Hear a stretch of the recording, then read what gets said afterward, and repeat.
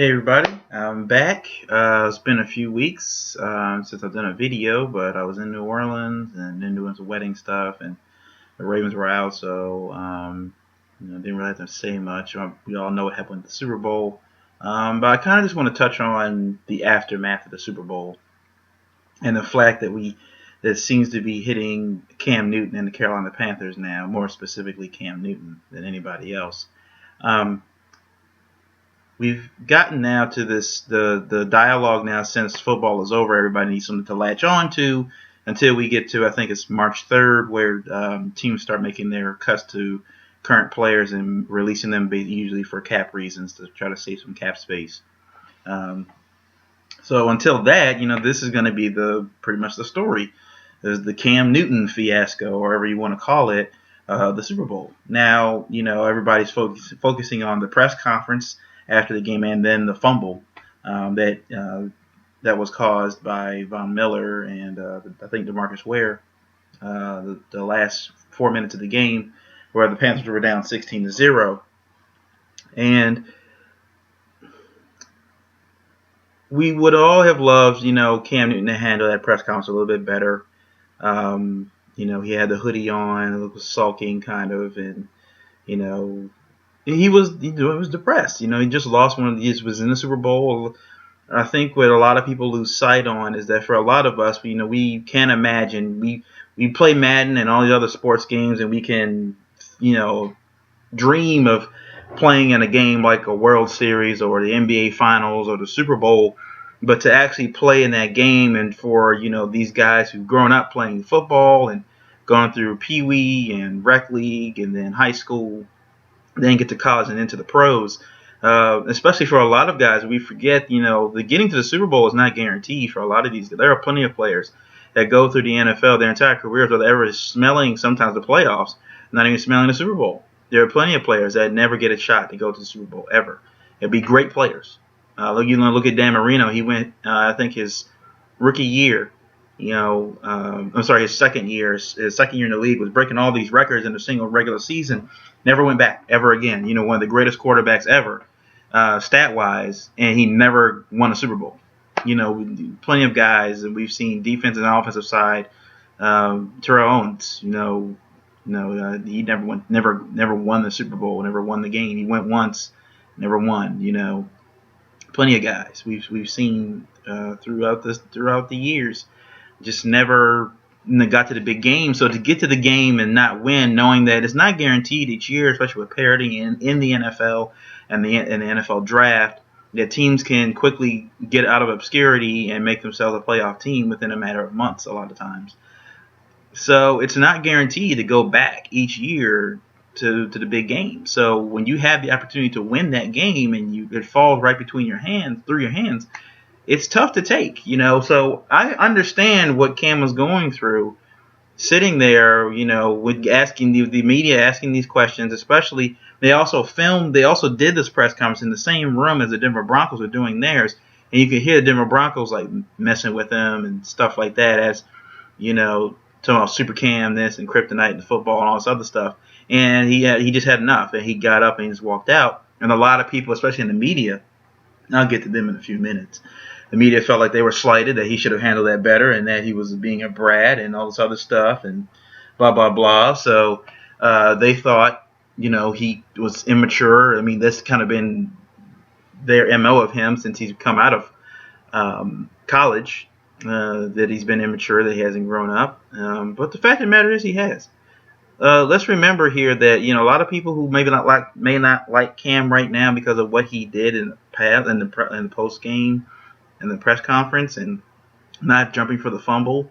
I guarantee you, he even said himself the way his leg was, if he had gone down for the fumble, that he may have torn his ACL or broken a leg or something.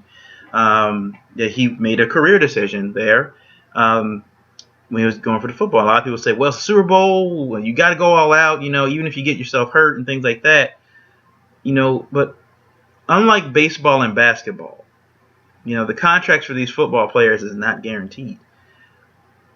When these guys get hurt, they don't even get their full salary a lot of times. They get the minimum of whatever their contract is for not playing. You get your you get your full salary when you play each game, or you get suspended or whatever happens. You only get a certain percentage of that contract each week.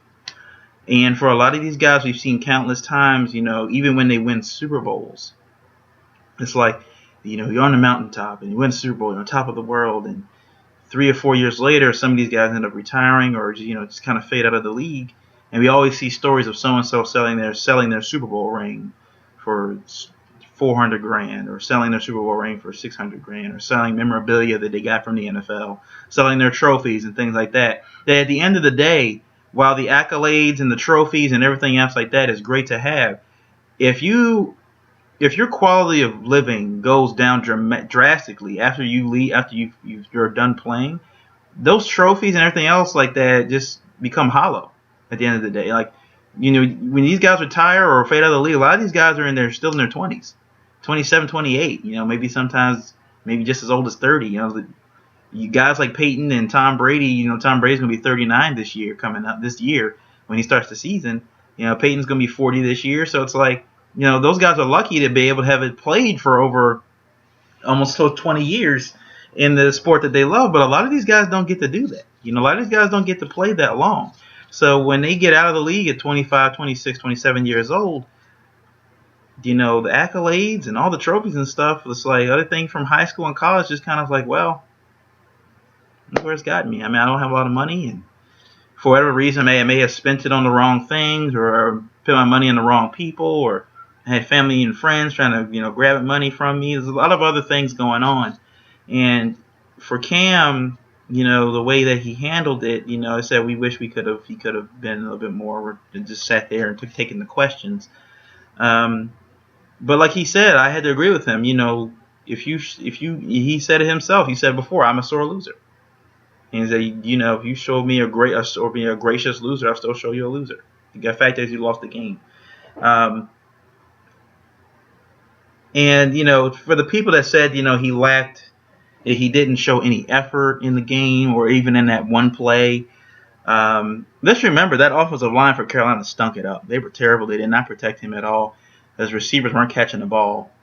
They couldn't run the ball. The defense was really the only unit on the field that was actually keeping them in the game. It wasn't for that fumble. They were still only down 16-10. They had a chance to come back and win, but offensive line wasn't protecting him, and his receivers were dropping the ball, and even him he was overthrowing the ball sometimes. But to say that he lacked effort. I mean, let's remember this guy was the MVP this year. They went 15-2. Even after they lost that first game against Atlanta, a lot of people thought, oh, there it is. There's their first loss. They're going to tumble now. They're not going to get past the first round. Once they get to their first game in the playoffs, they're going to fall apart. And what did they do? They ran through the Seahawks and they ran through the Cardinals. They blew both of those teams out. Blew them out in those games. But they just ran into a buzzsaw that was the Denver Broncos defense, where will probably go down as one of the best defenses of all time, especially Von Miller and his playoff performance. It's going to go into the annals of history with guys like Ray Lewis and Ed Reed, guys like Mean Joe Green, and who had great playoff defensive, great stats in the playoffs, especially in the Super Bowl. And he's going to go down as that performance is going to go down as one of the best of all time. And that Denver defense for all season, they were ranked number one. So I mean, it is what it is. We've seen it countless many times.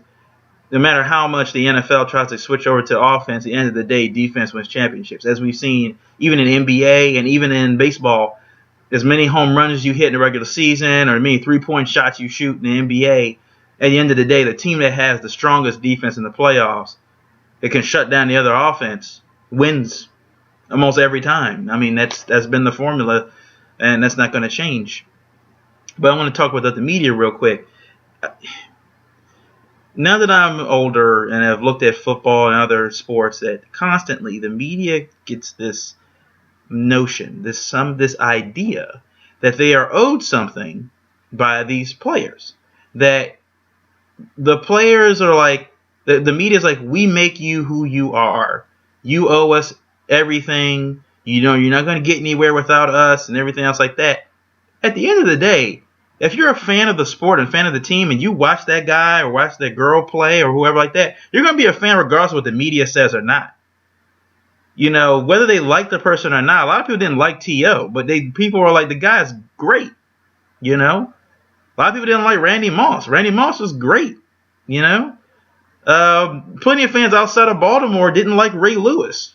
But the guy's going to go into the Hall of Fame in a couple of years. You can say what you want about players, the media, but at the end of the day, if you're a fan of the sport and you're a fan of the team or whatever, you're going to like your player regardless. You're going to like your guy, like the girl, regardless of who it is. Or what they say. For some, it just gets on my nerves so much that the media, guys like Stephen A. Smith and Skip Bayless and everybody else, even local news, felt like they're owed something by these players. Mostly, in the color commentators, a lot of times side with the players because the guys they played the sport. They understand what it feels like. They understand the emotion that these guys go through, from game to game and even in the playoffs. They understand that this stuff, right after it happens, a lot of times it's kind of hard to cover up your emotions about what's happened. Now, if you come to them hours later or even the next day, they've had more time to deal with it, and then it can give you the answer that you expected them to give in the first place. But it just gets in mind. It's just guys who a lot of times have never played the sport, never played at the college level, even at the pro level, constantly criticize pro athletes about how they should carry themselves or how they should act after they lose and how they should act after they win and things like that. Forget all that. Forget all that mess. Forget all that noise.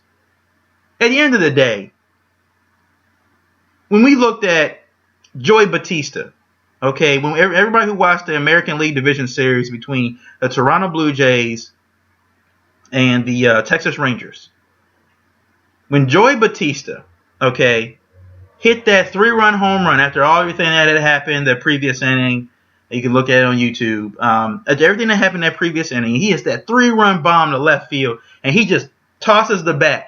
A lot of players in Major League Baseball, especially pitchers, hate it when the guys who are hitting do that. When they stare at the ball too long, or they throw the bat, or they look at the players as they run around the bases. A lot of pitchers hate that because of the tradition of the sport and how it's supposed to be played based on how it was played 100 years ago. We're going to live in a new era now. We live in an era now where that stuff is exciting now, especially the kids now growing up, the next generation. Are like, that's cool. I know when I grew up with King Griffey Jr., he wore the hat backwards. A lot of people thought he was being rebellious when he wore the hat. Like, how dare he wear his baseball cap backwards? But now everybody's doing it. At the end of the day, the sport has to evolve. The sport has to change. And the old guard of Peyton Manning and Tom Brady is phasing out. Those guys are going to be retired within the next year. I think Peyton Manning's done. And I think Tom Brady within a year or two will be done as well. And who are you going to have left? You're going to have guys like Joe Flacco and Andy Dalton and Cam Newton. You're going to have guys like that left. That are going to be the quarterbacks, Derek Carr, the guys in the league. And it's a new era. It's a new era in sports. And you got to be willing to conform to that. You got to be willing to understand that the tradition of the sport and all this unwritten rules and stuff of how you should carry yourself doesn't apply to every culture. Especially growing up black and growing up a black male. Constantly we would be on the court or be on the field or whatever talking trash to each other. That was just part of the game. A lot of people will see that's unsportsmanlike. You can't do that. You should be respectful on the field. We used to talk trash all the time. We were still friends. You still cool after the game, but during the game, I was getting at you. I was getting in your face. I was making you angry at me. But we still go have a slice of pizza afterwards. Go have a soda or something. If you left, that's the way it was. That's the way we played. When you watched the documentaries on street basketball in New York and in Baltimore and in Philly, guys who had played traditionally in the gymnasiums and stuff didn't get it. When they got on the court in Harlem and they got on the court in Baltimore and those places, you got trash talk. If you didn't bring your A game or you didn't bring your game at all, if you didn't talk trash, they were going to pick on you. You had to bring it. It was a different type of attitude, different type of way of playing. And eventually it made its way to the NBA. And now you're starting to see it with baseball and you're starting to see it now with football. Especially guys with Cam. And it's just going to keep happening. Guys in the NFL coming to the NFL now are going to carry the same type of attitude that Cam did. That's going to change. It's going to evolve. The sport, just like life and just like the world, sports is a great microcosm of what the world is. Okay, it's changing. Like when we saw the Fab Five, when they came into college basketball was all about preppy, school pride and all this other stuff, and shaking hands and all this other stuff. But when the Fab Five came in, came with the bald heads, longer shorts, black socks, black shoes. They talked trash. They dunked on people. I mean, they got in each other. They got in their people's faces. They didn't care. They were brash. They were rude, but they didn't care. That's how they played basketball, and that's how they won. And as long as Michigan fans and everybody else started wearing by Michigan Wolverine stuff and everything else like that, Chris Webber jerseys, Jalen Rose jerseys, everything else like that. And then it found its way to college basketball, what you see now. It's the sports. Why March Madness is so great now, because they brought that street basketball mentality to the sport. You see now the Dominicans a lot of the Dominicans, because a lot of Dominicans make up Major League Baseball, are bringing that same attitude to baseball. Where they're drawing at players, things like that, because that's how they grew up playing baseball. You're starting to see that. Now, a lot of guys, the old guard, don't like it. But they don't have to like it. They're going to change. The best players right now are coming out of Latin countries right now, for the most part. So that's going to be the norm soon. That's going to be it. And in football, it's amazing to me that they criticize Cam Newton for his lack of effort, but we didn't hear anything about Andrew Luck all season. He had a terrible year this year. Awful year. I didn't see anybody criticizing him. They said he had a bad year. It was an unlucky year, blah, blah, blah. This other stuff. He had a slump. He's going to be better. He's going to be okay. I didn't hear anybody, saying anything about Andrew Luck, saying that, he didn't like that. He lacked effort. He just wasn't good. I didn't hear anybody saying that. What about Peyton Manning? We all admitted that Peyton Manning had a bad year this year, but no one ever said he lacked any effort out there. Okay? Every player is going to have a bad game. Cam Newton had to happen to face probably the best defense of the last 5 years, next to the Seahawks.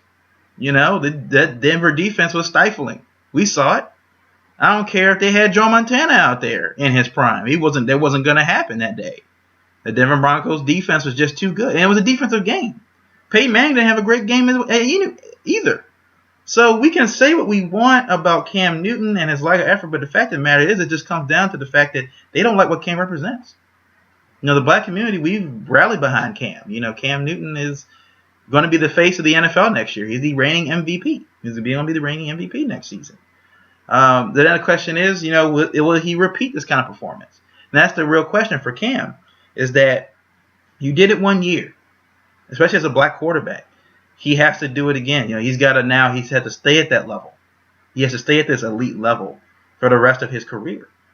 He can't have any 40 down years, like a few quarterbacks. They'll give him the benefit of the doubt, but because he's a black quarterback, they're waiting for him to fall. They're just waiting for him to fall on his face. They're waiting for it. That he knows this, and I'm pretty sure his dad has told him. That he knows that he has to go out there and I got to go out there and ball out next season. And they did it with a ragtag group of offensive guys. Let's be real. Jerron Brown, Ted Ginn Jr., who can't catch a ball for the most part. Ed Dixon, he couldn't really catch the ball in Baltimore for the Ravens. I mean, Jerron Brown, who ever heard of these guys? He ran that offense with a ragtag group of offensive players. Kelvin Benjamin was out with the ACL. At the beginning of the season, everybody, including myself, said this season is over. And he went 15-2. And they beat quality teams to get there. They didn't have an easy road. They beat quality teams to get there. They earned their spot in the Super Bowl. They weren't given anything. They didn't get lucky. They earned their spot in the Super Bowl this year. Cam earned his spot as the MVP of the season this year. Okay? And a lot of people will say, well, if Cam, if he's going to celebrate and do all that stuff when he wins, he's got to show some professionalism when he loses. What I like about Cam and what he said was, who says your way is the right way? Okay, maybe now for me personally, I would have handled it differently. I would have been a little bit more like, just sucked it up and made the comments. But Cam's not me. We can't expect, we constantly, as human beings, try to put ourselves into athletes because we secretly want to be them. The lifestyle, and they get to play a kid's game for money, for millions of dollars, and they're on TV, and they get commercials and movies, and We secretly want to be these people. That's why we root for them. Why we criticize them so much.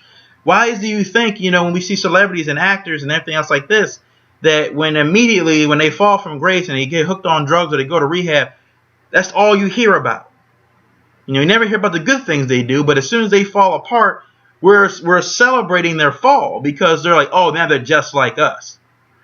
When they're up on top of the world making these millions of dollars in these films and playing these games, playing these sports, we secretly want to be these people. So when we see them fall apart like that, we're like, well, if it was me, I would have done it like this. Or if it was me, I would have done this. You can't expect these people. And that's what they are. They're people. Yes, they make millions of dollars. Yes, a lot of times they play sports or make movies and things like that. But they're also human beings. They make mistakes. They're going to be themselves. That's what got them there. That's what made them successful. Being themselves. There are plenty of athletes and actors and stuff like that who have been jerks. Complete buttholes. Okay, in their professions, but they're good at what they do. It's what got them there.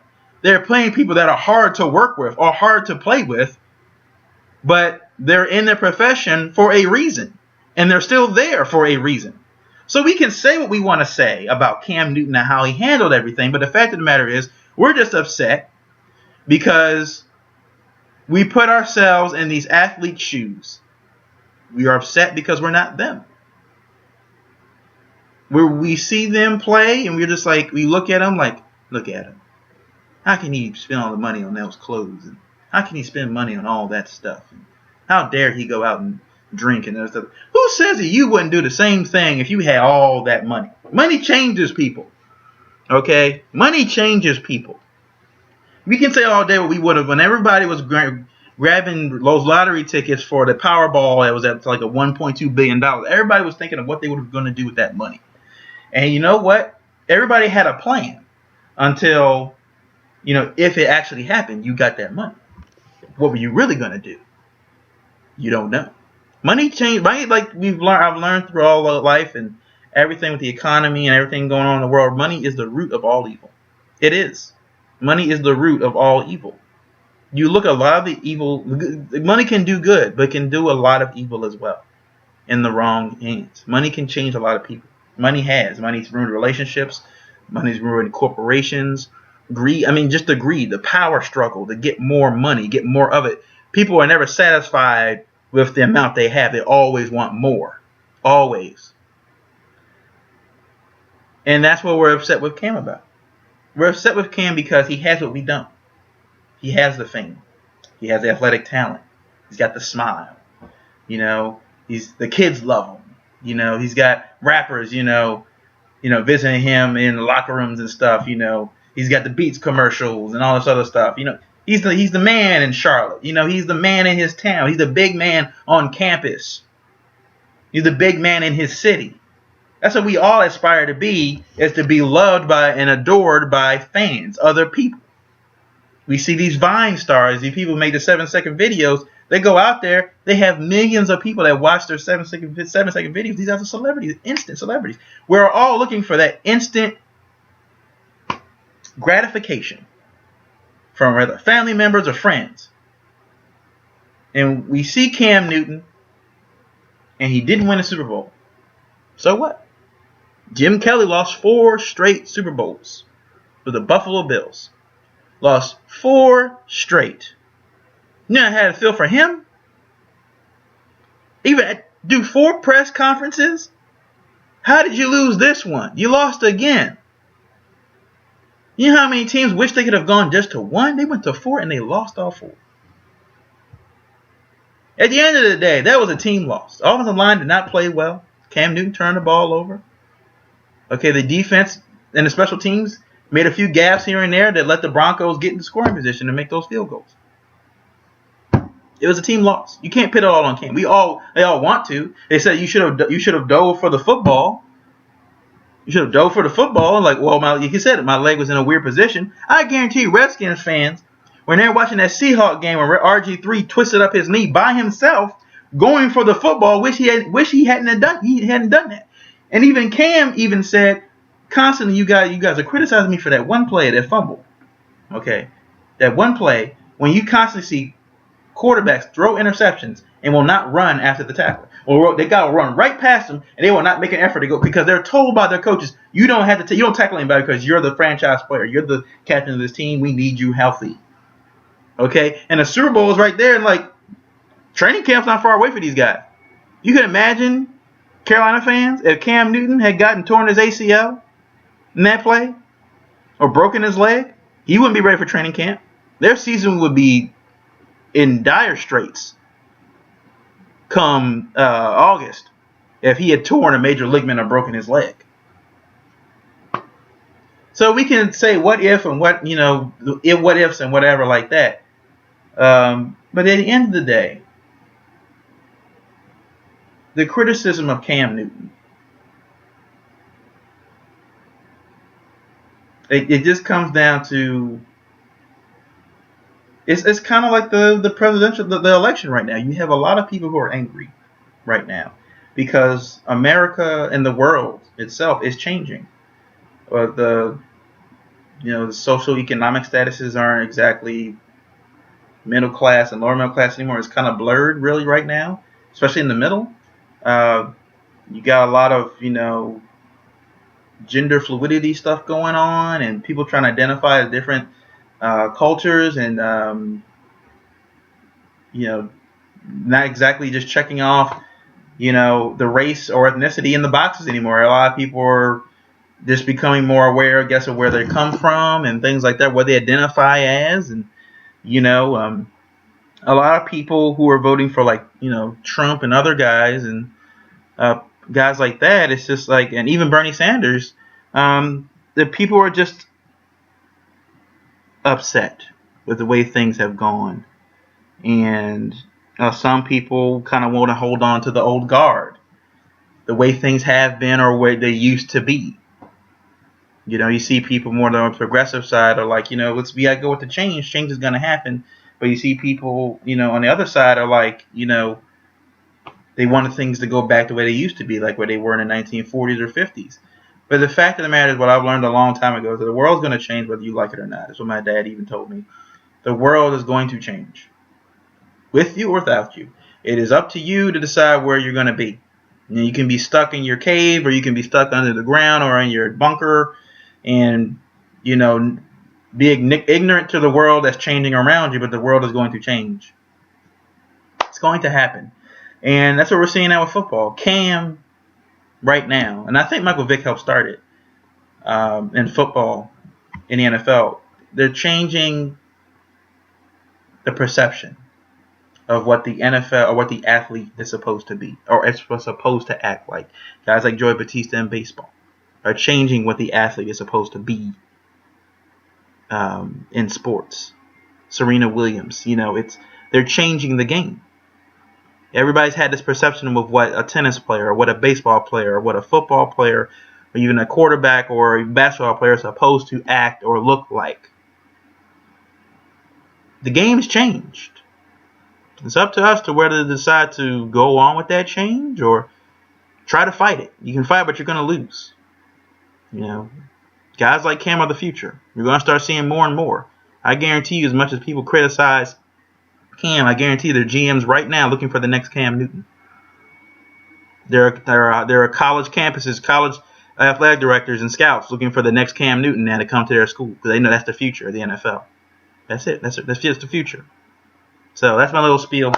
I'll do a Ravens video, I think, in probably closer to March once things start rolling. We start hearing some more news, and I'll kind of get like what I think what the Ravens need and things like that. So this has been my video, and I will see you guys in a few weeks. Peace.